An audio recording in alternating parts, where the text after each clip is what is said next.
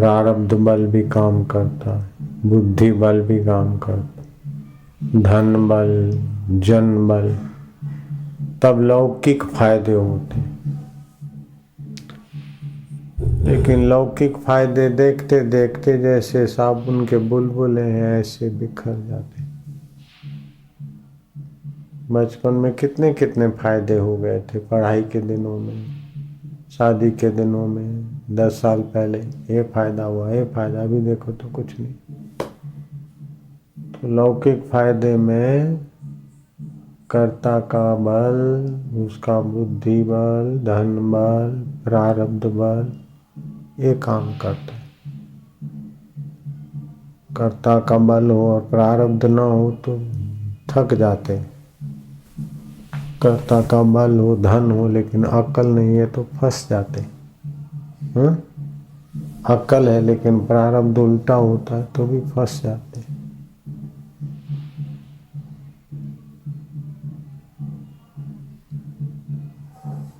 कितना होशियार करता बहन होशियार, अभी फंसे फंसाए। समझ रहे हैं? बहन भाई जो भी करता है तो लौकिक कर्म में कर्ता का बल काम करता है, लेकिन उसका फल देखते देखते नष्ट हो जाता है या तो फंसाने वाला हो जाता है। दो ही गति होती। कर्ता ऐसे कर्म करता है कि सीबीआई की जांच हो रही है, ये सेठ के यहाँ ऐसा हो गया, फलाने ऑफिसर के यहाँ ऐसा हो गया, तो बुद्धि बल भी था, सब बल था, फिर भी देखो फंस गए। फलाने नेता, फलाने सेठ, फलाने।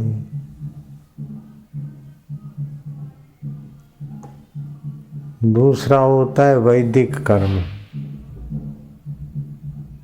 उसमें भी कर्ता का बल होता है, लेकिन उसमें श्रद्धा की विशेषता होती, मंत्र की विशेषता होती। तो मंत्र, श्रद्धा और कर्ता, इन तीनों का बल से दैविक जगत की सफलताएं मिलती। लेकिन भगवान का नाम में कर्ता का बल मुख्य नहीं है, भगवान के नाम का बल काम करता है।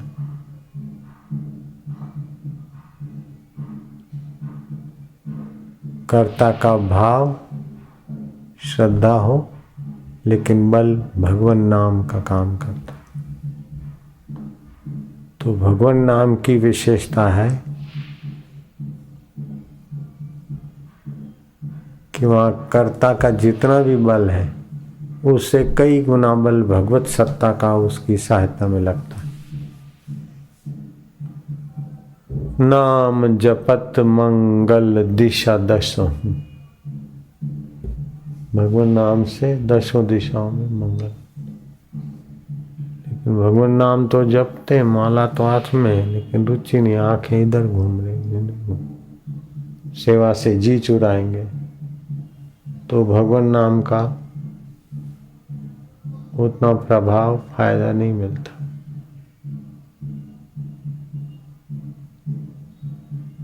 तत्परता से सेवा कार्य करे और भगवान नाम सुमरण करे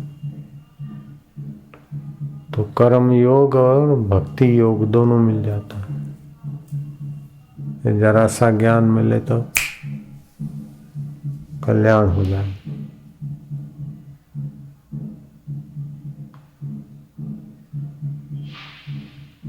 भगवान नाम भी है, थोड़ा बहुत कर्म भी है, तो ये साधन है। साधन तो होता है, लेकिन उस साधन के साथ असाधन मिला रहता है।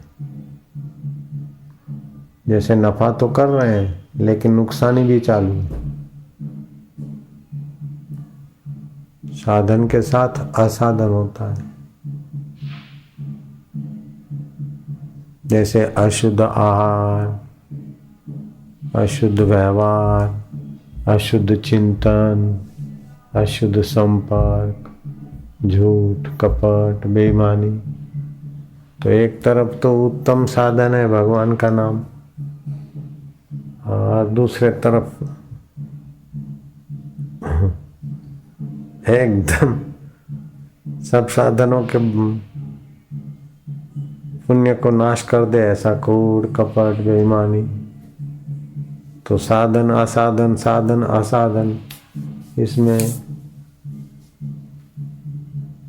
फिर असाधन नहीं भी करे, समझो असाधन कम है, साधन है, लेकिन साधन की गति पिपलिका की है, जैसे कीड़ी चलती उसी, तो समय लगता है।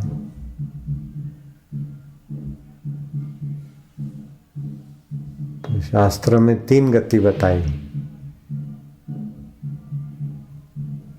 पिपलिका गति जैसे कीड़ी चले, दूसरी वानर गति जंप मार के एक डाल पे, तीसरी विहंग गति जैसे पक्षी उड़ान भर लेता है। तो वो असाधन ना करे तो कौन सी गति से चलता है? विहंग गति से चलेगा तो एकदम ईश्वर प्राप्ति जल्दी हो जाएगी। वानर गति से चलेगा तो मध्यम, पिपलिका गति से तो ज्यादा समय लगेगा।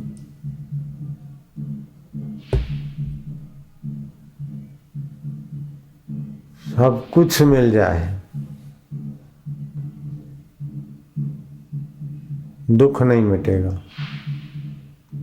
भय नहीं मिटेगा, चिंता नहीं मिटेगी, सब कुछ मिल जाए फिर भी जब तक उस परमात्मा तत्व का ज्ञान गुरु कृपा से वो दिया जगमगाया नहीं, तब तक सब दुख नहीं मिटते। सब मिलने पर भी सब दुख नहीं मिटते। मृत्यु आएगी तो सब तो यहीं रह जाएगा, फिर किसी भी गर्भ में जाना पड़े, दुख चालू हो गया।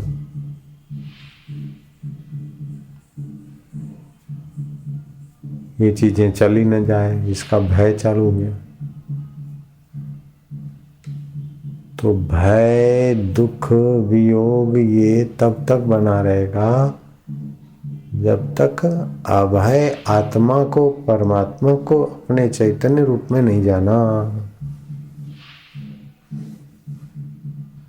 निर्भव जपे सकल भव मिटे, संत कृपाते प्राणी छूटे। इसलिए राजे महाराजे राजपाट छोड़कर संतों के चरणों में जाते उस निर्भय पद को पाने के लिए।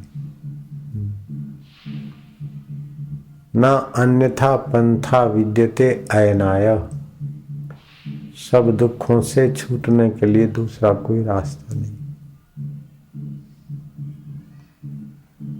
और केवल सब दुखों से छूटना इतना ही अभिष्ट नहीं है।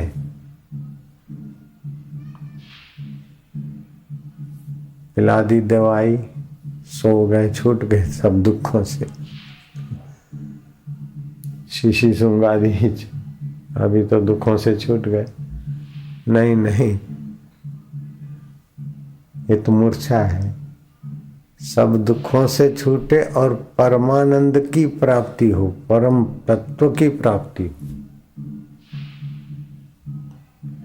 ब्राह्मी स्थिति प्राप्त कर कार्य रहे ना शेष, मोह कभी ना ठग सके। इच्छा नहीं लवलेश। अंदर का जो पूर्ण सुख मिला तो बाहर के सुख की इच्छा नहीं रहे।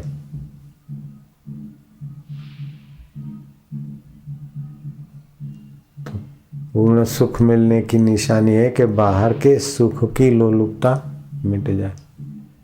जैसे भगवान किसको बोलते हैं?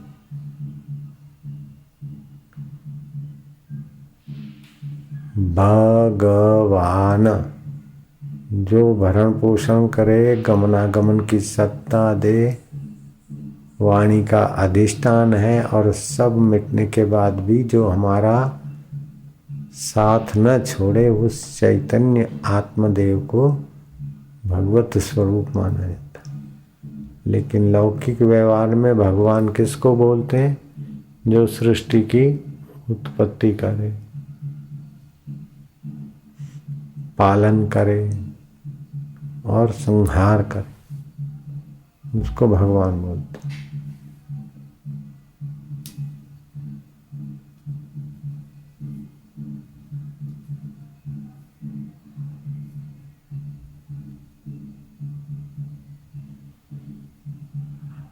मैं अहोभाव से किसी सेठ को सेठ बोल दिया तो क्या बड़ी बात, क्या सेठ को मैं कुबेर बोल दूं, धनपति बोल दूं, तो मैंने उसका स्वागत किया।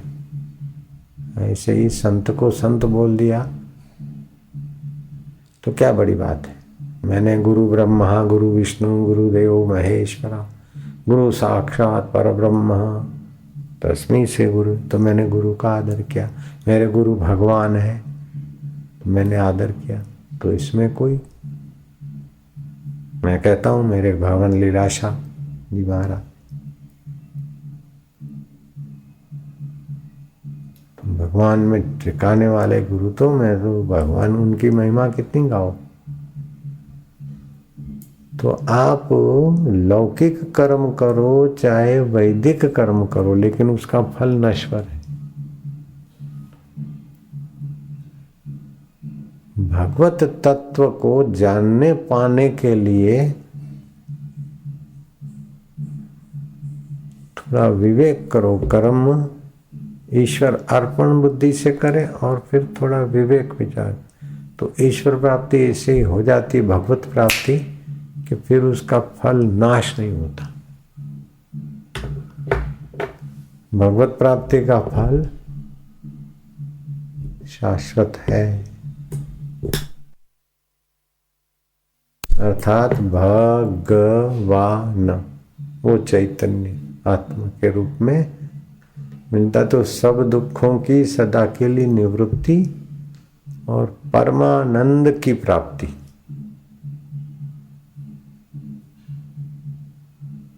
परम शांति।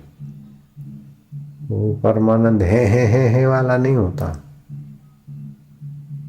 वो तो उसको तो वही जानते हैं जिन्होंने पाया है। शुरू में तो थोड़ा लगता है, फिर पच जाता है बस। ऐसे पुरुष राज्य भी कर सकते हैं, साधारण जीवन भी जी सकते हैं, उपदेश भी कर सकते हैं। ऐसे पुरुष जीवन मुक्त कहे जाते हैं, मुक्त आत्मा।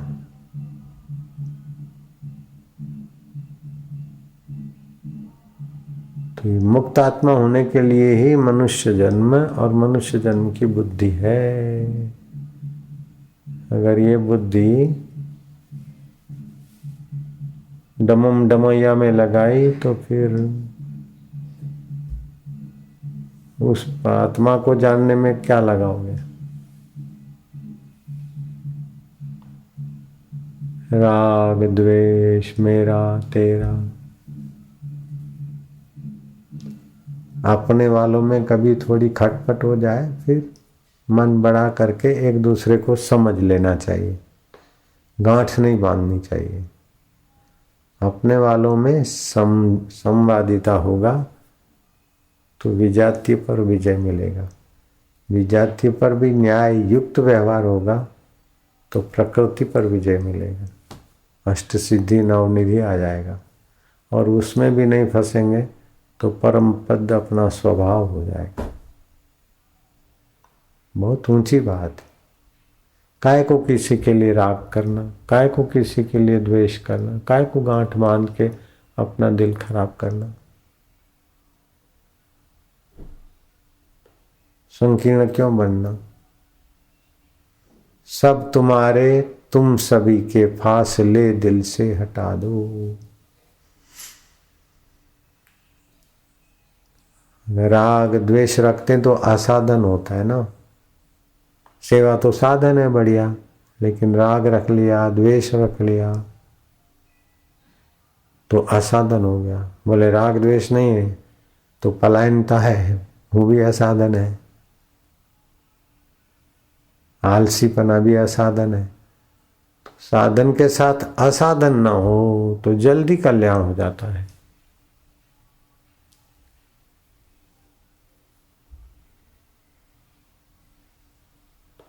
और परमात्मा प्राप्ति के लिए इतना 2 साल 10 साल 20 साल ऐसा नहीं है। जितनी तड़प और जितना साधन विहंग। पिपली का साधन है,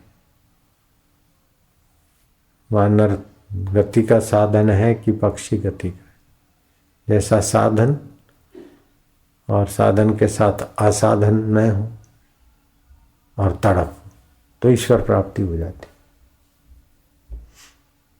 ईश्वर प्राप्ति मतलब ऐसा नहीं कि बाहर से आते हैं ईश्वर।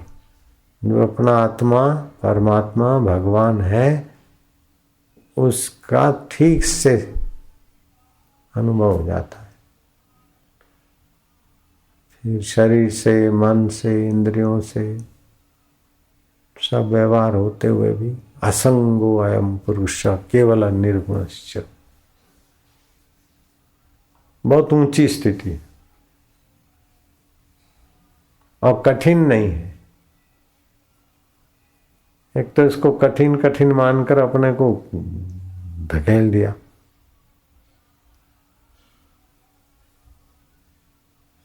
भविष्य में मिलेंगे बाबा। अरे भविष्य में क्या, जो 1 सेकंड जिसको आप छोड़ नहीं सकते, जो आपको नहीं छोड़ सकता, उसका नाम है परमात्मा। तो उसको फिर भविष्य में क्यों रखो, कठिन क्यों बोलो, दूरी क्यों मानो। असाधन छोड़ दो और उसको जानने की तत्परता कर दो बस। जिसको आप छोड़ नहीं सकते उसका नाम है परमात्मा, और जिसको आप सदा रख नहीं सकते उसका नाम है डमम डमैया।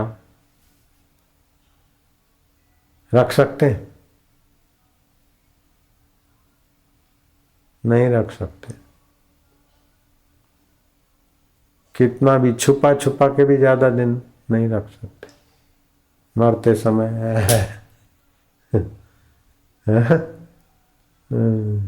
रमम रमैया भी मरते समय रमम रमैया।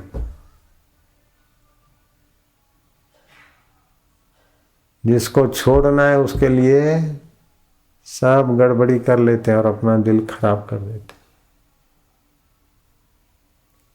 और जो कभी न छूटे उसको पाने के लिए लगते नहीं, तो अपने साथ कितना हम जुल्म करते।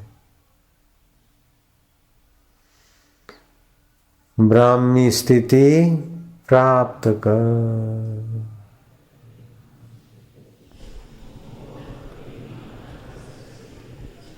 तो एक लौकिक कर्म, दूसरा वैदिक कर्म, तीसरा नैष्कर्म्य सिद्धि। कर्म तो करे लेकिन कर्म से फल की इच्छा न रखे, ईश्वर प्राप्ति की। तो आपका लौकिक में कितना टाइम जाता है, वैदिक में कितना जाता है और नैष्कर्म्य में कितना जाता है। लौकिक की तड़प कितनी, वैदिक की कितनी, नैष्कर्म्य की कितनी, इससे पता चल जाएगा कि आप अपना भविष्य अंधकारमय बना रहे कि कुछ प्रकाश की आशा है। मैं ये बनाऊंगा, ये पाऊंगा, ये करूंगा, ये करूंगा, फिर आखिर क्या, डॉक्टर बनूंगा, इंजीनियर बनूंगा, वकील बनूंगा। आज मेरे को खबर मिली, एक इधर वैद्य आया था, 1-2 बार आया था, अच्छा उसका नाम था। मेरे को बोले मैं बड़ी हॉस्पिटल बनाना चाहता हूँ, आपके हाथ से ईंट रखकर। अब उसका सपना तो बहुत बड़ा था। आज मेरे को किसी दूसरे वैद्य ने बताया वो तो मर गया। अरे मैं क्या, तो बहुत जवान था, अटा अच्छा, बड़ा प्रभावशाली, नाम भी था थोड़ा। बोलो तो मर गया। तो ये लौकिक कर्म कितने भी करो स्वप्ने के, तो आखिर वो बात वहीं की वहीं रह गई। कब मृत्यु आ जाए पता नहीं रहता।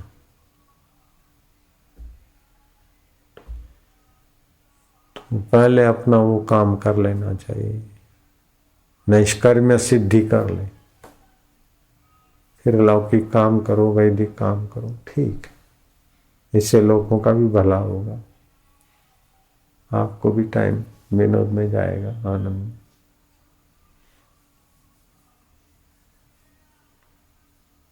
अगर हम लौकिक काम धंधे में लगे रहते तो हमारी क्या हालत होती।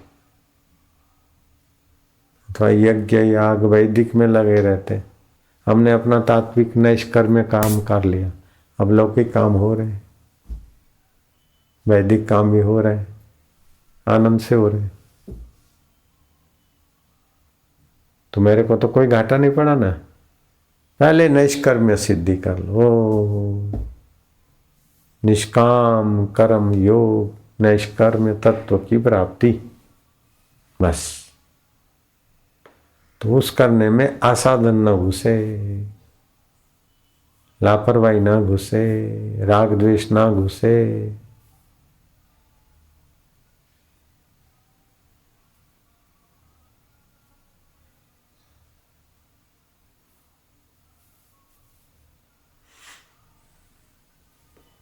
करना तो निष्कर्म कर्म है, लेकिन फिर वो ये अपनी पार्टी का, वो अपना, ये तो असाधन हो जाता है ना। सब तुम्हारे तुम सभी के फासले दिल से हटा दो। 4 दिन की जिंदगी है, संघर्ष में, राग में, द्वेष में क्यों समय बर्बाद करना। सबका भला अपनी गाड़ियों पे लिखा होता है, सबका भला। सबका भला में ऐसा नहीं कि सब आश्रमवासियों का भला, अथवा सब दीक्षा वालों का भला, अथवा सब हिंदुओं का भला, ऐसा नहीं। सबका भला तो सबका, इसमें हिंदू मुसलमान सब आ गए, सब में सब आ गए। संकीर्णता भी असाधन है। वासुदेव सर्वमिति, आपको जहां पहुंचना है वो उसकी भावना भी सही करो। एक खास बात है, बहुत ध्यान से।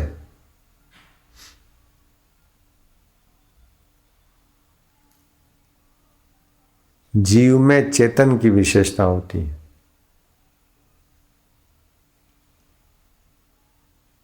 और दूसरे में जड़ की विशेषता होती है, लेकिन जड़ में भी चेतन है। जड़ में चेतन है, इसीलिए तो जड़ अनाज में भी जीव जंतु बन उभर आते हैं, आटे में भी कीड़े पड़ जाते हैं, वस्तुओं में भी बैक्टीरिया आ जाते हैं। जड़ में भी चेतन अंश तो है।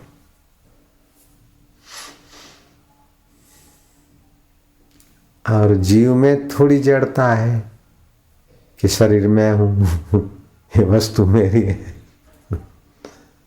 तो जीव की थोड़ी जड़ता निकल जाए और अपने ब्रह्मत्व को जान ले, इसमें गुरु कृपा बहुत काम करती। ये फल साधनते न होई, गुरु कृपा ही केवलम शिष्यस्य परम मंगलम।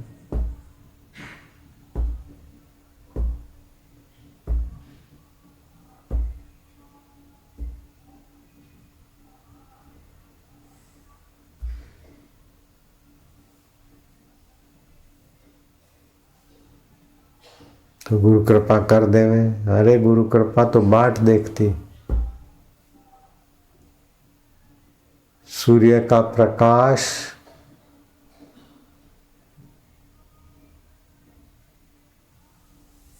बरसात न हो तो किसान क्या करेगा?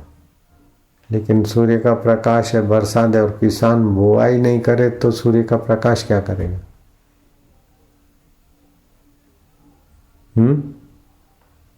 सूर्य का प्रकाश तो कृपा करे, बरसात भी कृपा करे, लेकिन किसान भी थोड़ा बोए ना, सीजनली वस्तु बोए ना। मुंडो मार वार रखे तो कहीं वे धरती दोहरा रही।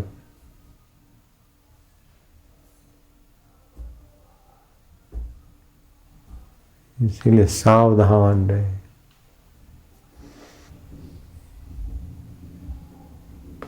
अपनी कमी, काम है, क्रोध है, लोभ है, भय है, मोह है, निंदा है, द्वेष है, जो भी है,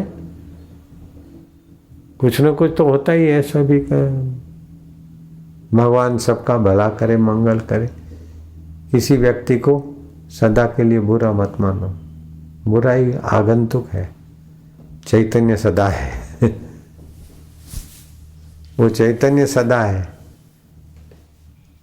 क्रोधी सदा नहीं है, लोभी सदा नहीं है, झूठा सदा नहीं है, मोही सदा नहीं है, द्वेषी सदा नहीं है। ऐसे तो हम भी क्रोध करते हैं, हाँ खबरदार। वो सदा रहने वाली चीजें नहीं, सदा तो चैतन्य। तो अपनी नजर सदा रहने वाले पर हो, दुश्मन पर नजर नहीं,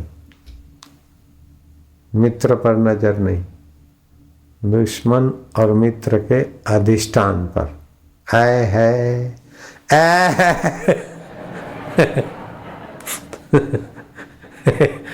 ये मेरा मूल मंत्र है।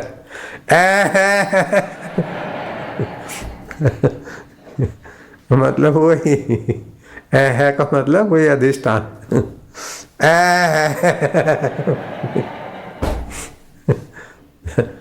बीमारी आई तो गई, तंदुरुस्ती आई तो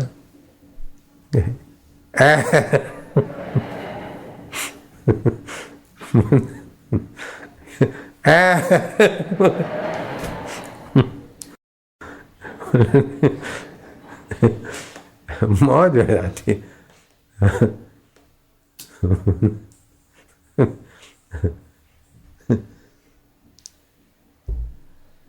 हरि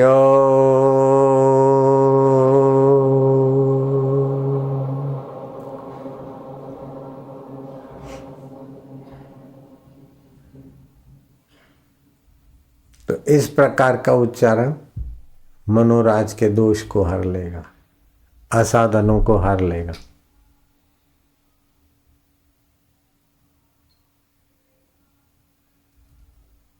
और ईश्वर की ओर पुस्तक पढ़े थोड़ा, फिर ऐसा किया, ऐसे 1 घंटा सुबह 1 घंटा शाम को करे, 40 दिन का अनुष्ठान,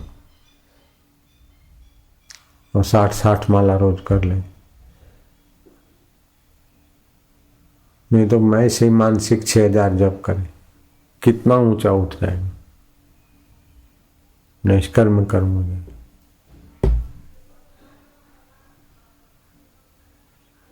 सेवा भी अपने आप में योग है, कर्म योग, भक्ति योग और ज्ञान योग। अगर माला करनी पड़ती है तो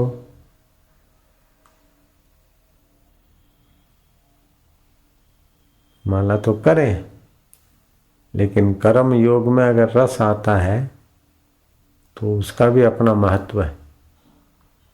शबरी भीलन देखो, हनुमान जी देखो कैसे कर्म में लगे रहे, लक्ष्मण जी।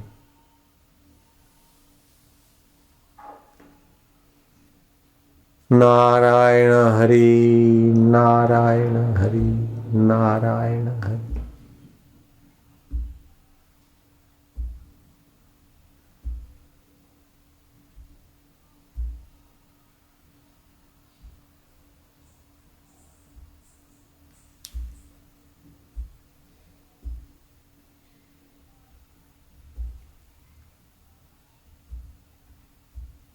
फल की इच्छा न रखो तो निष्कर्म हो गया। हो गया निष्कर्म। कर्म किया और फल की इच्छा की अगर लौकिक ये वो, फिर उसमें असाधन ढंग के गलत तो फंस जाएगा।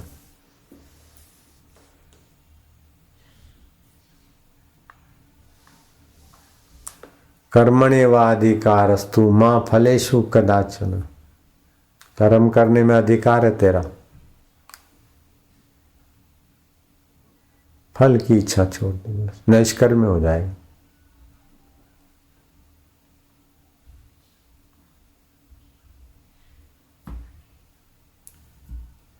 नारायण नारायण नारायण नारायण।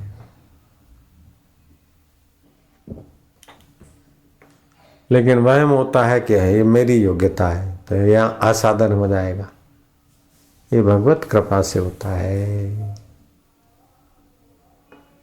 अगर अपनी योग्यता होती तो पहले क्यों नहीं किया? हाँ, योग्यता है तो जरा सदा करके दिखाओ। सत्ता उसी की है, बुद्धि में, मन में। ज्ञान स्वरूप वो परमेश्वर है। अपने अहम की योग्यता क्या है? हम तो मिसगाइड करता है। मोरी होशो जल जाए, थोड़ी होशो रह जाए। जो मेरी इच्छा और मेरी योग्यता है वो जल जाए, तेरी जो है रह जाए।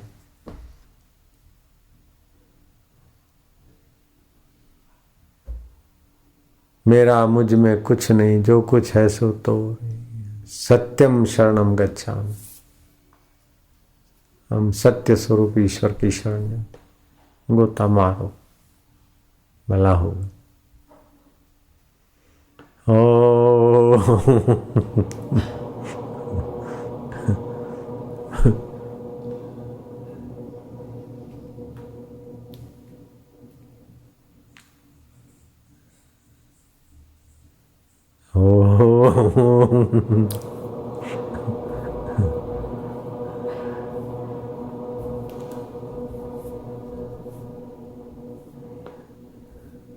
ये बोलने पर हंसी आती तो विचार उठता है, कोई दूर है क्या जो बुला रहा हूं मैं? हमारा तो उनसे कम एकता हो गई तो जरा ऐसे हो जाता है।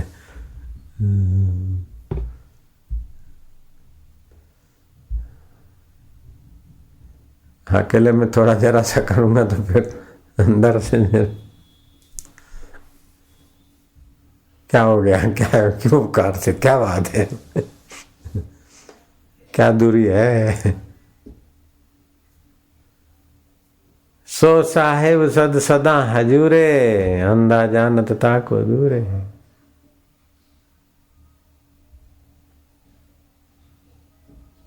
हाजरा हजूर।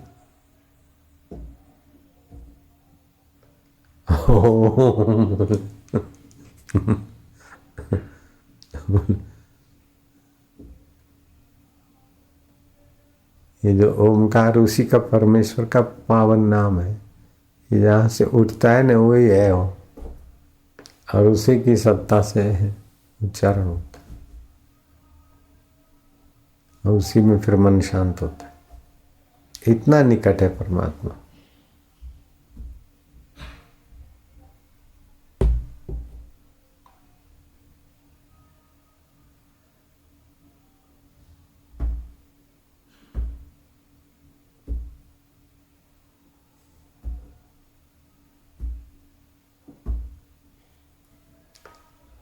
सबसे ज्यादा में ज्यादा निकट परमेश्वर है, और सबसे ज्यादा में ज्यादा ज्ञान स्वरूप और हितैषी परमेश्वर है। भगवान से बढ़कर किसी के पास ज्ञान हो ये मैं नहीं मानता हूं। क्या ख्याल है?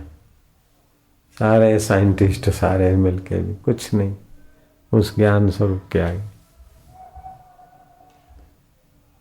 तो परम हितैषी और परम ज्ञान स्वरूप और परम निकट अगर कोई है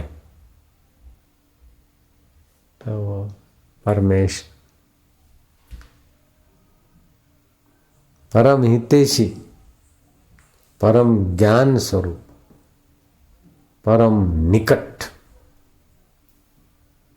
अगर है कोई और कभी साथ ना छोड़े। आए है, ऐसा कौन है जो आपका साथ नहीं छोड़ेगा?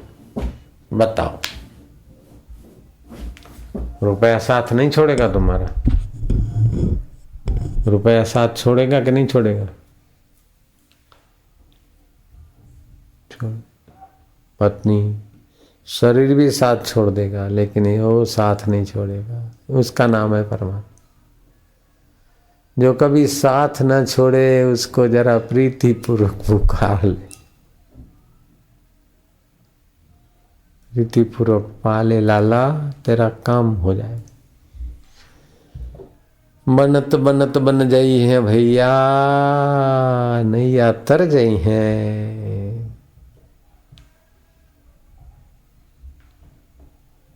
हे वासुदेव, हे गोविंद, हे अच्युत, ओहो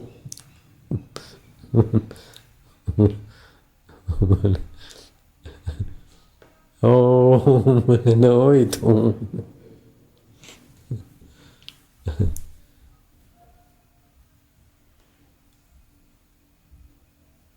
काहे रे बन खोजन जाई सदा निवासी।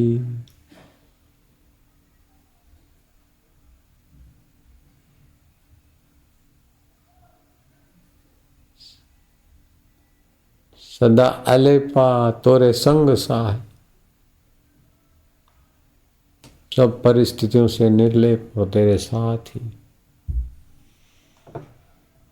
हे हरि, हे गोविंद, हे प्रभो, हे गोपाल।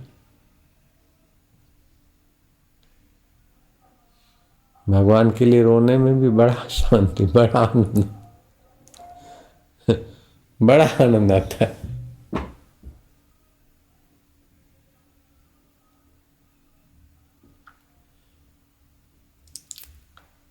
एक कथा याद आ गई। एक बार युधिष्ठिर अर्जुन दूर जंगल में किसी खोजते खोजते महापुरुष के पास पहुंच गए, उच्च कोटि के संत। युधिष्ठिर को कृष्ण ने बताया कि देखो, अपने आप में नैष्कर्म्य तत्व में जगे हुए पुरुष। युधिष्ठिर ने दर्शन किया, बैठे तो महसूस हुआ। युधिष्ठिर रो पड़े,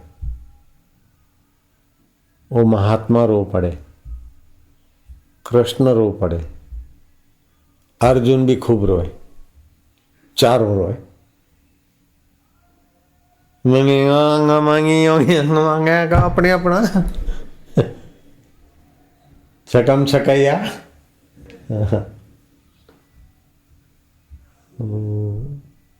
ईश्वर अनंत है, बाकी सब क्रिया का अंत होता है। रोने का भी तो अंत होगा ना।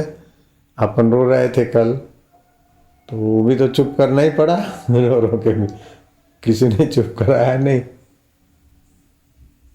अपने आप हो गया अपन।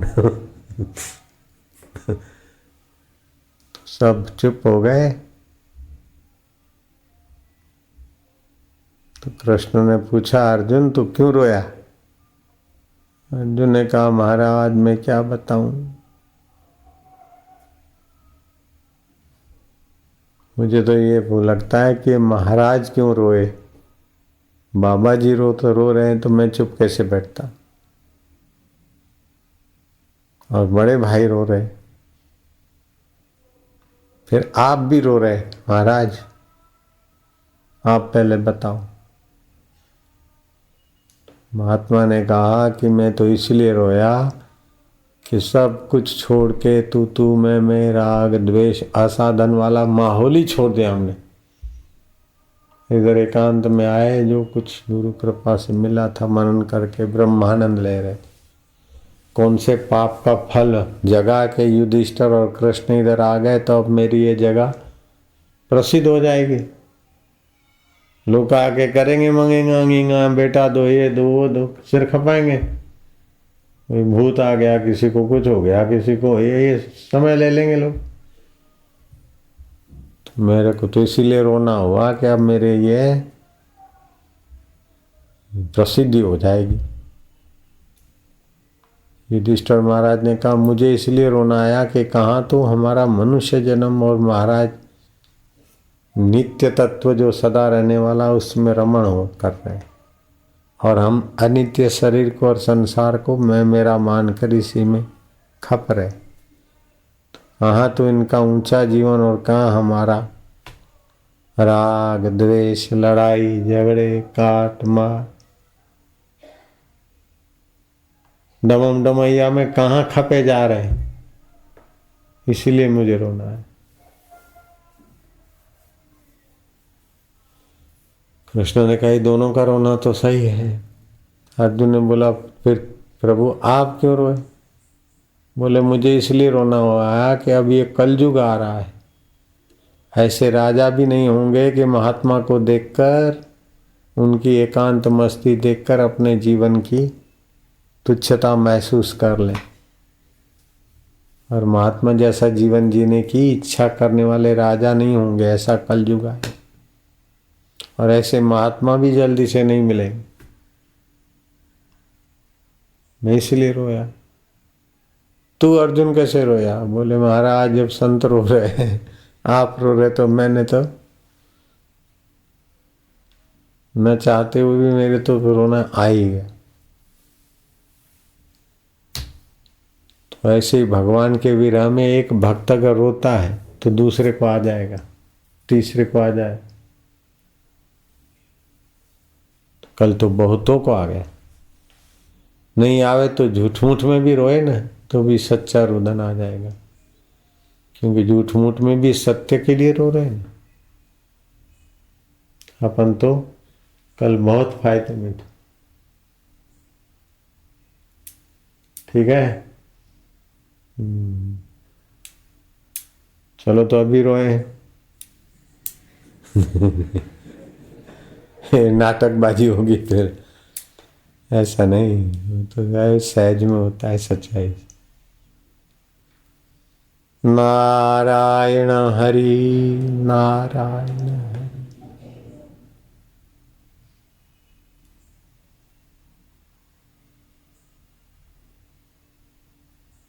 स्वभाव है सत्य चित्त आनंद, मतलब तुम्हारा स्वभाव। सत्य उसको बोलते हैं जो सदा रहता है, तो मरने के बाद भी तुम रहते हो। ठीक है। चेतन उसको बोलते हैं जो जड़ को जानता है।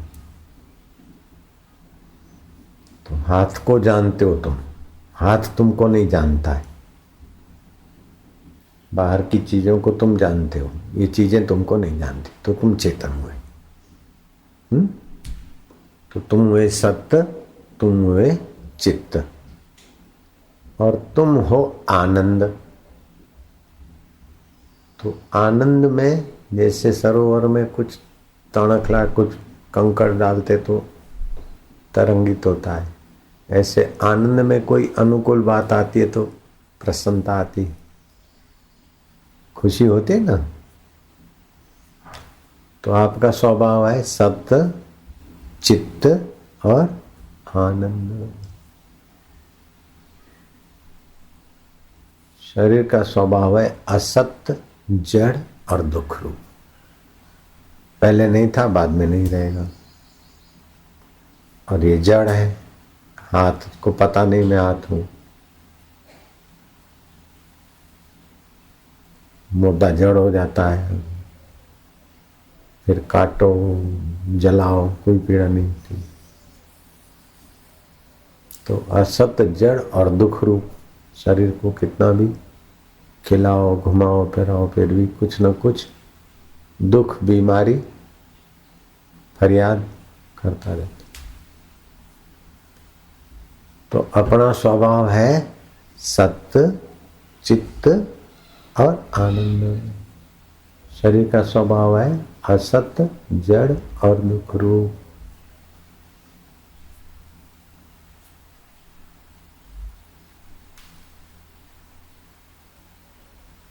अन्योन्य अध्यास हो गया, संसर्ग अध्यास हो गया।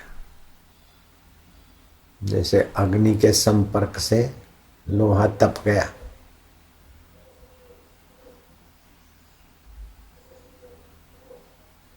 तो वातावरण से पानी ठंडा हो गया, गर्म हो गया। ऐसे ही शरीर का अध्यास हो गया अपने में।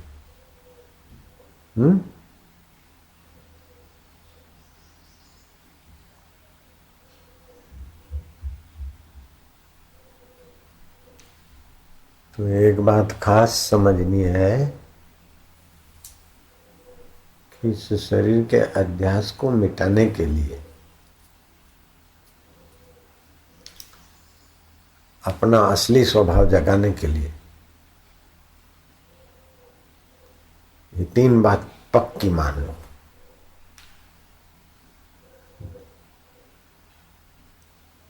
दुखी होना अथवा किसी को दुखी करना ये आपकी जाति में नहीं है, ठीक है। सतचित्त आनंद की जाति में ये नहीं है।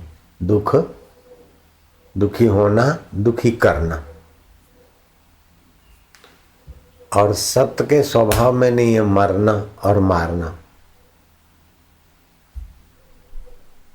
सत्य मरता नहीं है।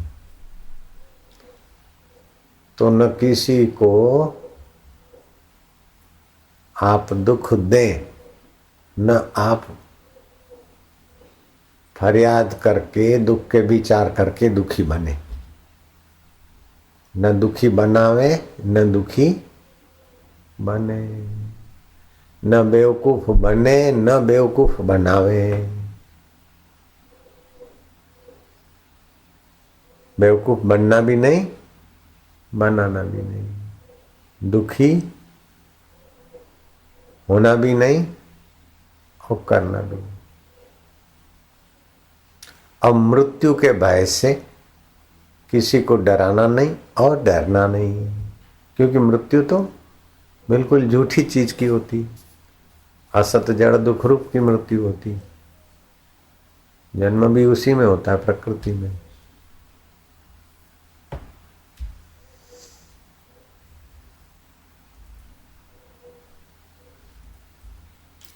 और ये जगत परिवर्तनशील है, बदलने वाला है, एक जैसा नहीं रहता, सब गुजरता है। जैसे स्वप्न गुजरता है ऐसे ही है ना सब। ऐसा चिंतन करने से मन परमात्मा में, सच्चिदानंद में टिकाना आसान हो जाएगा। जितना जितना परमात्मा में टिकोगे उतना उतना सुखी रहोगे, और जितना जितना असत जड़ और दुख रूप में टिकोगे उतना उतना खुद भी दुखी बनते हैं, दूसरों को भी दुख बना।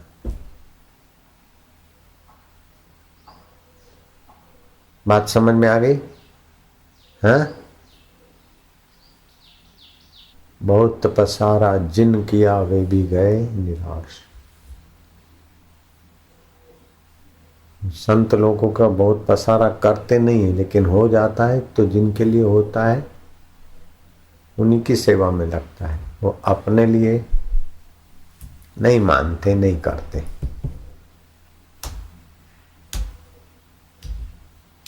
और वो पसारा भी नहीं माना जाता। जब जगत में से सुख लेने की इच्छा से किया जाता है वो पसारा है, लेकिन परहित के लिए कुछ भी करते। पढ़ो।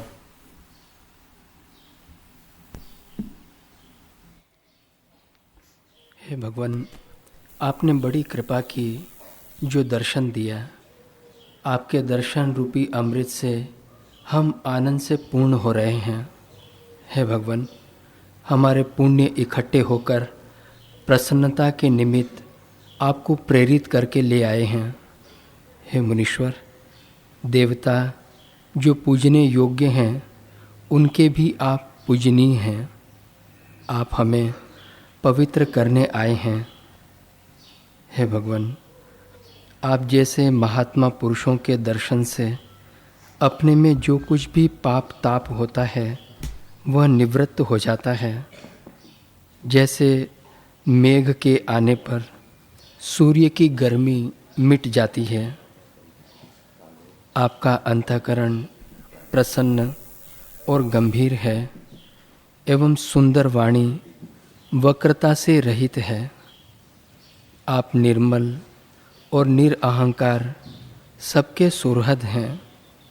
जो पिता समान हैं उनको पुत्र की नाई हैं, और जो पुत्र के समान हैं उनको उपदेश करने के निमित्त आप पिता और गुरु की नाई समर्थ हैं।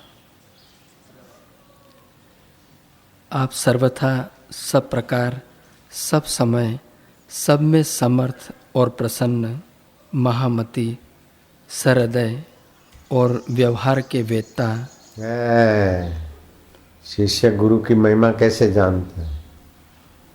राम जी कहते हैं कि आप महामति हैं। ब्रह्म परमात्मा में मति टिकाना कोई साधारण बात नहीं है। छोटी छोटी चीजों में मति खप जाती है।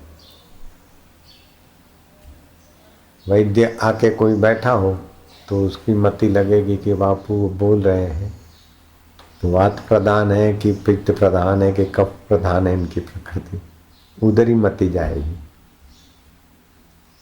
दूसरे की दूसरे ढंग से जाएगी।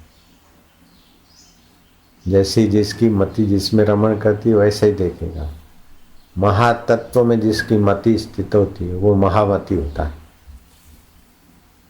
ब्रह्म परमात्मा महातत्व है।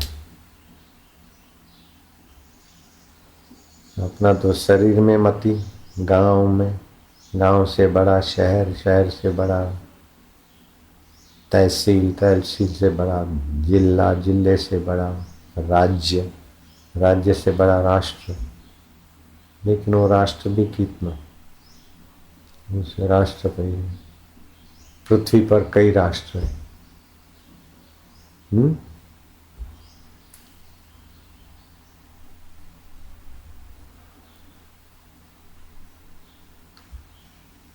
तो पृथ्वी तत्व से तो 5 भूत, और 5 भूत से महातत्व बड़ा, महातत्व से हिरण्यगर्भ बड़ा, हिरण्यगर्भ से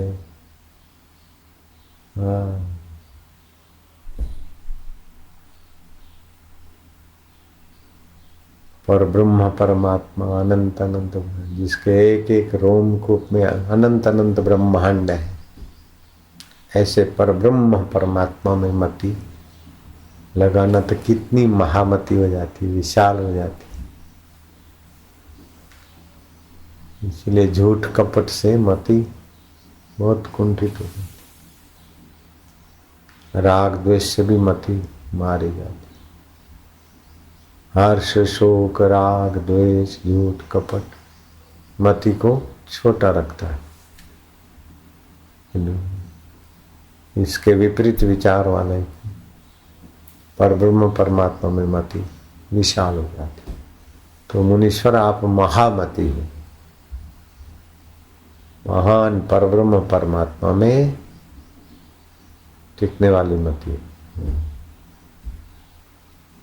और व्यवहार के वेता हो, समदर्शी हो,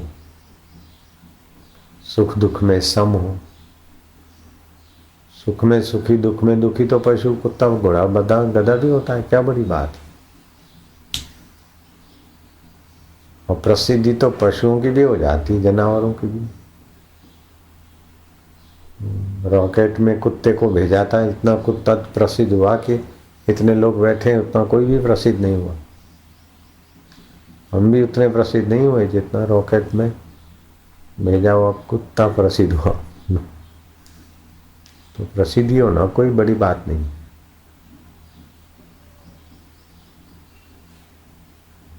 तो शरीर की प्रसिद्धि को अपनी प्रसिद्धि मानना तो और खतरे की बात है, गलत बात है।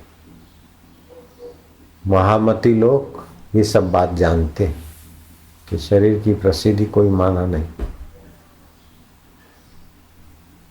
अपने व्यापक ब्रह्म स्वरूप में के आगे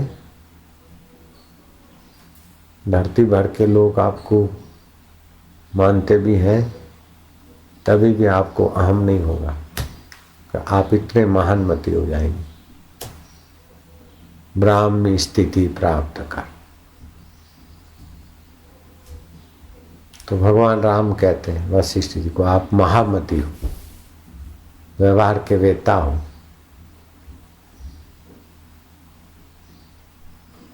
संवान हो, विचारवान हो और लोगों का शोक मोह हरने वाले हो, अज्ञान हरने वाले हो, ज्ञान के दीप्यमान सूर्य हो। तो इस प्रकार गुरु के दिव्य गुण चिंतन करने से शिष्य का चित्त भी ऐसे ही बनता है।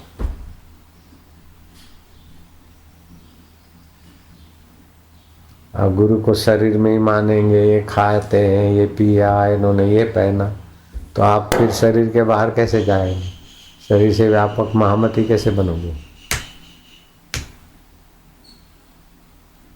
महाराज आप कहाँ से आए? बोले हम रशिया से आ रहे हैं। अच्छा ठीक है, रशिया कैसा लगा? बोले ठीक। दूसरा आदमी आया, बोले महाराज आप अभी आए ना, थोड़ी देर हुई। कहाँ से आए? बोले अमेरिका से आया हूँ। तीसरा आदमी, महाराज आप कहाँ से आए? बोले मैं मेरठ से आ रहा हूँ। चौथे ने पूछा बाबा आप कहाँ से आए? बोले वो हरिद्वार से चले थे, इधर आ गए।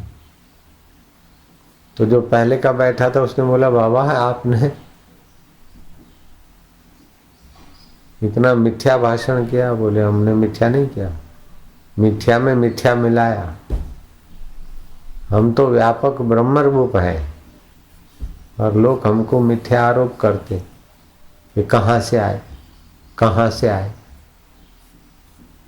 तो ये 5 भूत भी मिथ्या है, बदलने वाले, और रशिया भी बदलता है, हिंदुस्तान भी बदलता है, शरीर भी बदलता है।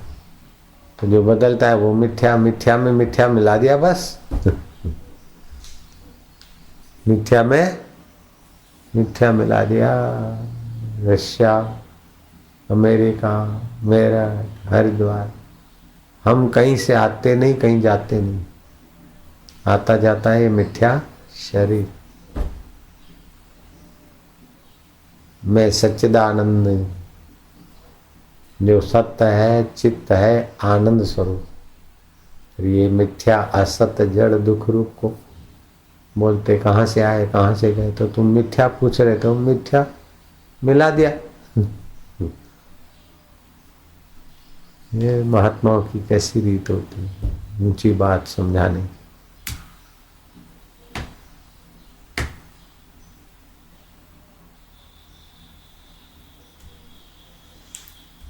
तो भगवान राम के गुरु जी वशिष्ठ जी को राम जी जानते हैं कि आप महामती हो,